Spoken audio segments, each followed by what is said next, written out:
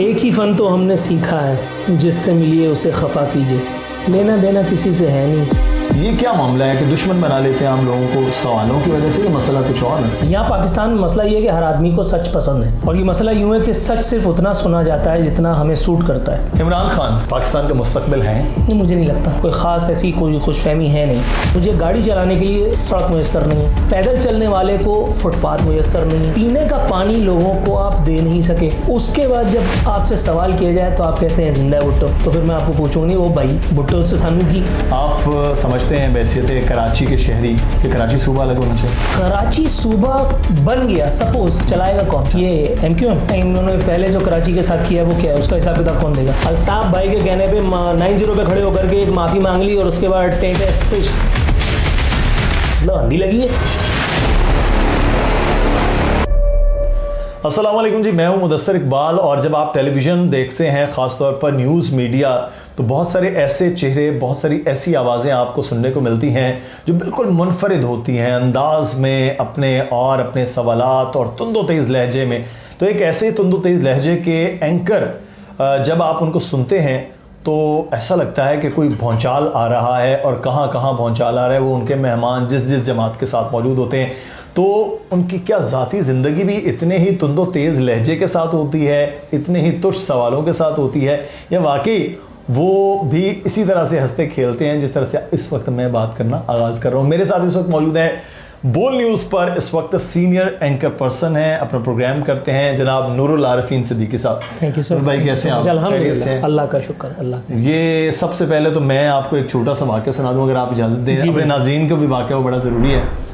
वो जनाब, मैं सदर में कराची की मार्केट में गया एक दिन, वहाँ कुछ कपड़े वपड़े के लेने थे। वहाँ पे एक साहब ने ऐसे मुझे कहा कि आप बोल टीवी में हैं। मैंने कहा जी।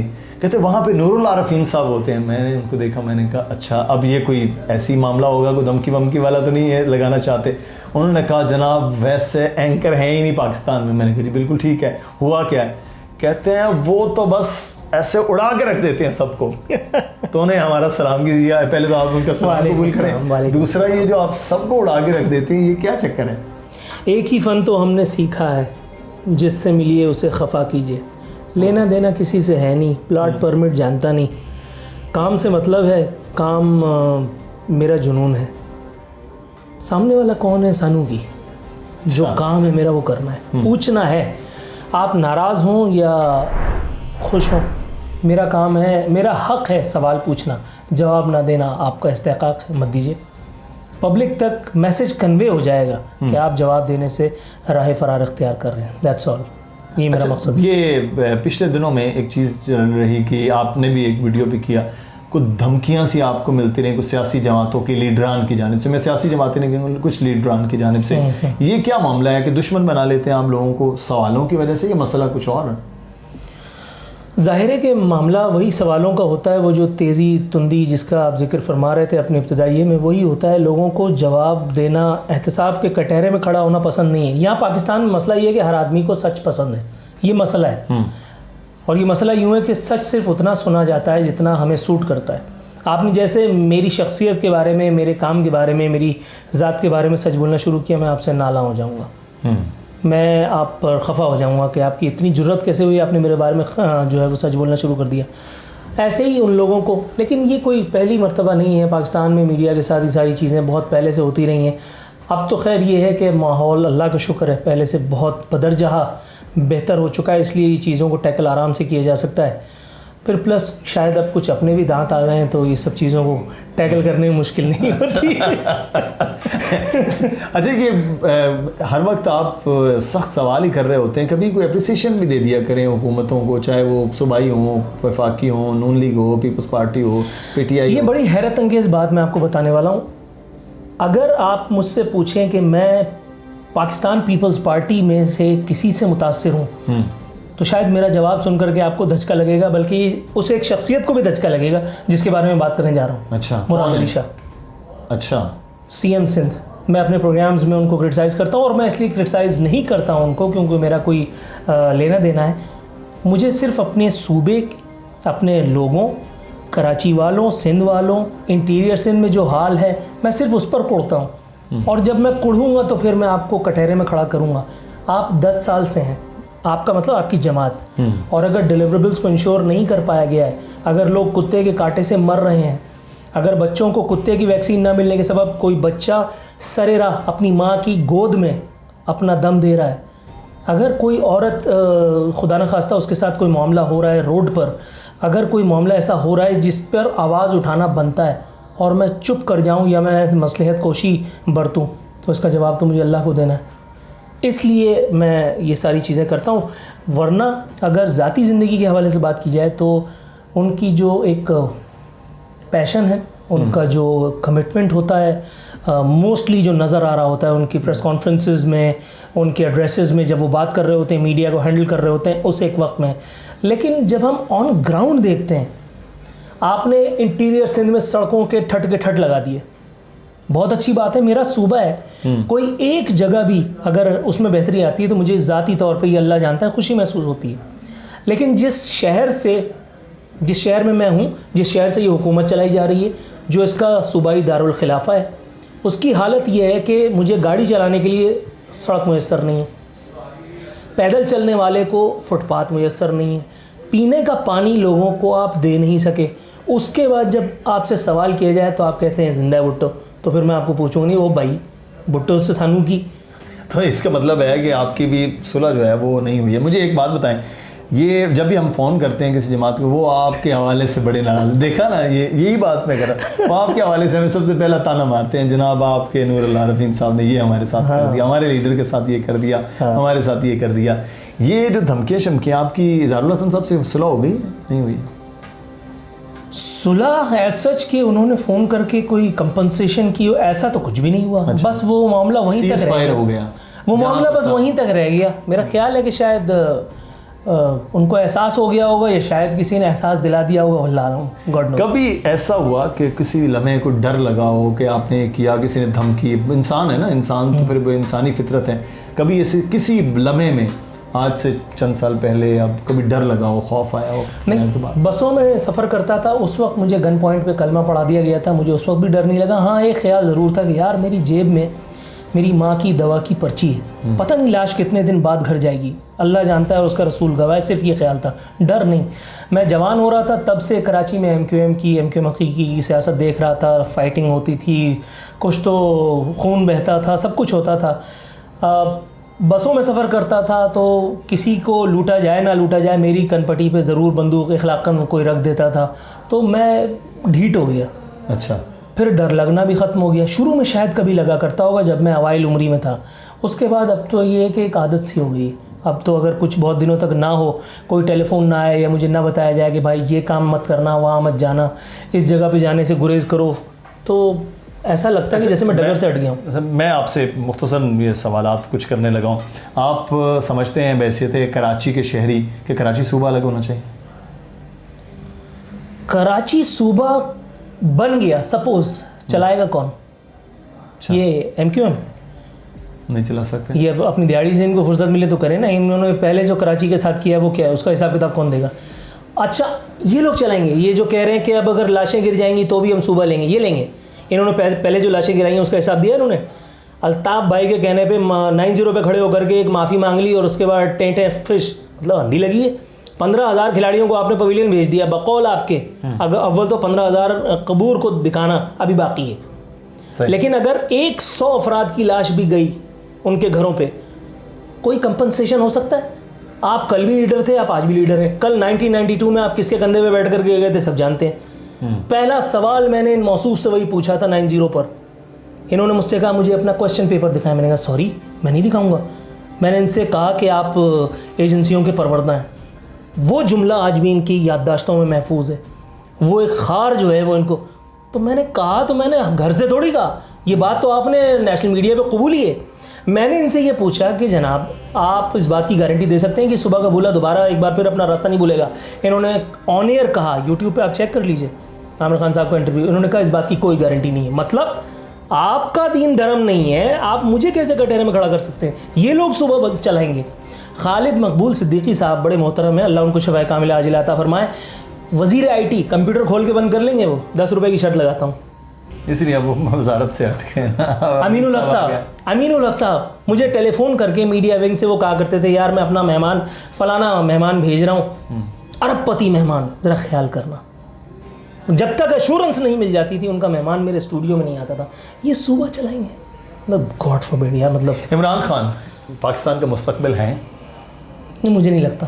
पाकिस्तान का जो हाल का जो सत्यानाश हुआ है उससे मुझे कोई ख़ास ऐसी कोई खुशफहमी है नहीं। हाँ, अगर बातों की जलेबियाँ बना करके अगर आप हुकूमत कर सकते होते तो ठीक है, आप पाकिस्तान के नहीं दुनिया के सबसे कामयाब हुक्मरान हैं। तो फिर मुतबादिल नवाज शरीफ आप समझते हैं?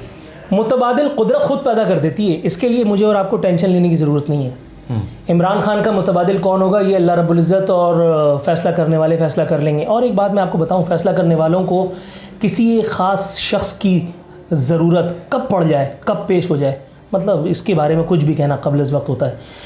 कोई भी शर्त ज़िंदगी नहीं हुआ करता। मेरे वालिद साहब, उनका इंतकाल हो गया, मैं आज भी आपके सामने बैठा हूँ। इसका मतलब ये है कि जब मुझे ज़िंदगी देने वाला, मुझे इस दुनिया में लाने का सबब बनने वाला जब वो नहीं और मेरी ज़िंदगी नहीं रुकी, तो इमरान खान के ना होने से या हुकूमत में ना होने से पाकिस्तान को भी कोई फ़र्क नहीं पड़ना है। पाकिस्तान चलता रहेगा, डिपेंड करता है कि सामने वाले का विजन क्या है, वो या तो अच्छा चलेगा या बुरा चलेगा, दो ही सूरतें हैं। आगे क्या होना है वो अल्लाह जानता है। अच्छा, बहुत सारी भारी बातों के साथ आपकी ज़िंदगी, आप इतने गुस्से में रहते हैं, नाराज़ रहते हैं, नाला रहते हैं? तुझसे नाराज़ नहीं ज़िंदगी हैरान हूँ मैं, तेरे मासूम सवालों पर परेशान हूँ मैं। वो किशोर का वो जो किशोर नहीं बल्कि कोई और सिंगर है यार, वो शायद बहुत करीब है मुझसे। अच्छा, मैं अपनी किसी बात की वजह से, अपनी किसी खुदा न खास्ता एहसास महरूमी की वजह से नाराज़ नहीं हूँ। अल्लाह रब्बुल इज़्ज़त ने मुझे मेरी हस्ती, मेरी बिसात से बढ़ कर के दिया है। लेकिन मैं जब अपने गिरदो पेश में देखता हूँ ना, मुझे भूख नज़र आती है, मुझे नंग नज़र आता है, मुझे बच्चों की, लड़कियों की, ख़वातीन की, मस्तूरात की, उनके घरों में बेहुरमती होती नज़र आती है, मुझे उनकी ज़मानतें होती दिखती हैं। कैसे ना बकूँ? आपकी गुफ्तगू से शायर की मुझे नज़म याद आ रही थी। जी अच्छा, जी। तो आप म्यूज़िक भी सुनते हैं, शायरी पढ़ते हैं? मैं बहुत बहुत बहुत दीवाना हूँ बल्कि मौसीकी का। अच्छा, तो कौन पसंद है? जगजीत सिंह, किशोर कुमार और मेहदी हसन साहब, बहुत ज़ौक़ व शौक़ से इनको सुना करता हूँ। फिल्में देखते हैं आप? मैं बहुत फिल्मी हूँ। मैं बहुत फिल्मी हूँ। वे कौन पसंद कौन है आजकल, अगर हम ज़्यादा फेवरेट फिल्म्स देखते हैं इस हीरोइन की, इस हीरो की? नहीं, अब तो फिल्में देखने का बिल्कुल, क्योंकि पूरी ज़िंदगी फिल्म बन गई है। 24 घंटे जो फिल्में चलती रहती हैं सामने, वही कुछ देखने। चलो ये पूछ लेते हैं, फेवरेट एक्टर कौन है और एक्ट्रेस कौन है? एक्ट्रेस कौन है? Favourite actress all time favourite Kajol, हमेशा से थी, हमेशा से है। अच्छा। और शायद हमेशा ही रहेगी। वाह, काजोल। अच्छा, मुझे एक बात बताएं कि खाने पीने में शौकीन है? हाँ, बहुत। बिल्कुल। अच्छा, बिल्कुल। दोस्तों के साथ पार्टी वार्टी, बाहर खाना ये वो, या घर पे खाने के ज़्यादा? नहीं, मैं बहुत तन्हाई पसंद आदमी हूँ। मेरे दोस्तों में अगर मैं आपको बताना शुरू करूँ, एक मेरा दोस्त था जिसका इंतकाल हो गया। अच्छा। एक मेरा दोस्त जो है वो बहुत ही मीन है, उसको पैसे कमाने के अलावा फुर्सत ही नहीं है। वो ज़िंदगी में सिर्फ पैसा कमाने की। आपने उसका नाम नहीं बताना, लेकिन आपने उनकी तस्वीर मुझे देनी है, मैं ताकि लगाऊं तो वो देखे कि भाई मेरे लिए, ताकि दोस्ती खत्म हो जाए। इसके अलावा मेरे कहीं कोई बहुत ज़्यादा कहीं आना जाना कुछ नहीं। मैं बहुत मतलब फैमिली में ज़्यादा टाइम गुजार रहे होते हैं? बिल्कुल, 100% बच्चों के साथ, फैमिली ओरिएंटेड के साथ ज़्यादा हो गए। अच्छा, मुझे एक बात बताएं कि वैसे तो आप फिल्मी भी खुद हो गए हैं, खुद आप एक पूरी फिल्म चल रही है आपके इर्द गिर्द, मौसीकी सुनते हैं, गाते भी हैं? ये बात गाया करता था। नहीं, गाया करता था। बहुत अच्छी आवाज़ थी मेरी। यानी कभी लाइट चली जाया करे तो मेरी वालदा और मेरी हमशीरा मुझसे फरमाइशें किया करती थी कि मेहदी हसन की वो सुनाओ, जगजीत की फ़लाँ सुनाओ। उसके बाद तो फिर हवादिस ज़माना ने कहाँ अपना उस लाइक छोड़ा। अच्छा, मैं आखिर में आपसे कि अभी क्या मतलब देख रहे हैं अपने आप को कि अगर आप एंकर ना होते तो आज किस और जगह पे होते और वहाँ क्या कर रहे होते? मैं बेसिकली, शायद ये बहुत कम लोगों को पता है, मैं एक कॉर्पोरेट मैनेजर था पाकिस्तान की second largest oil marketing company में, ग्रुप मीडिया एडवाइज़र था। I was reporting to managing director only. हमेशा से खुदसरी मेरे फितरत में रही है, तो मैं वहाँ पे भी खुदसरी था। 9 बजे ऑफिस टाइम होता था, मैं 11 बजे पहुँचता था। एमडी शोकॉज पे शोकॉज दिया करते थे, एक्सप्लेनेशंस होती थी, मैं बाज नहीं आया करता था। काम पूरा होता था हमेशा मेरा, बल्कि शायद एक स्टेप आगे बढ़ के मैं काम किया करता था। तो कॉर्पोरेट मैनेजर भी जब मैं था, मेरी एक शख्सियत में मुझे खला सा महसूस होता था। मैं अक्सर ये महसूस करता था, सोचता था खुद से, अपने आप से सवाल करता था कि मुझे ये सब कुछ करने से क्या मिल रहा है? मेरी रोज़ी रोटी अल्लाह का शुक्र, अल्लाह ने बड़ी बाइज़्ज़त तौर पर उसका बंदोबस्त कर दिया, लेकिन इससे सोसाइटी को क्या कंट्रीब्यूट कर पा रहा हूँ, क्या पे बैक कर रहा हूँ? आप बिलीव नहीं करेंगे, मैंने वो नौकरी छोड़ करके मैं 5,000 रुपये माहवार पर एक स्क्रिप्ट राइटर जो है वो एक चैनल में मैंने काम करना शुरू किया। कहाँ से? आज टीवी से। आज टीवी से 5,000 रुपये। कितने साल पहले? 2006। अच्छा। 5,000 रुपये मेरा पहला मुआवजा था। स्क्रिप्ट जो मैंने लिखा वो इतना सकील था कि वो सामने वाला बोल ही नहीं पा रहा था। तो हमारे एचओडी ने कहा कि इतना मुश्किल तुमने लिखा है यार, ये कौन बोल सकता है? मैंने कहा ये तो कोई मुश्किल नहीं है। मैंने उनको बोल के बताया, उन्होंने कहा कैमरे के सामने खड़े हो जाओ। अच्छा। मैं कैमरे के सामने खड़ा हो गया। अच्छा, चूँकि मैंने ही लिखा है तो मुझसे अच्छा कौन बोलेगा, मैं बोल गया। लेकिन मुझे नहीं पता था कि ये इत्तेफाक, ये हादसा जो है ये आगे मुझे एंकर ही बना देगा।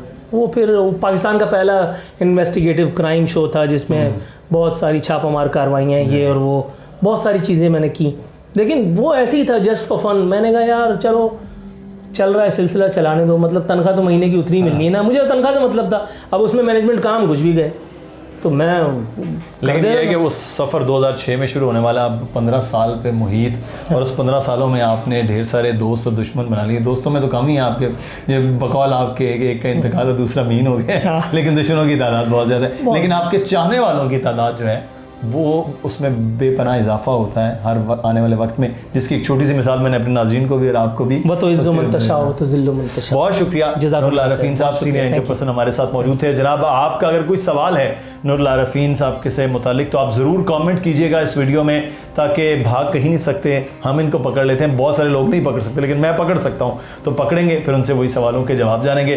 तब तक के लिए अल्लाह हाफिज़। लेकिन कॉमेंट ज़रूर करना है सवाल कि क्या पूछना चाह रहे हैं।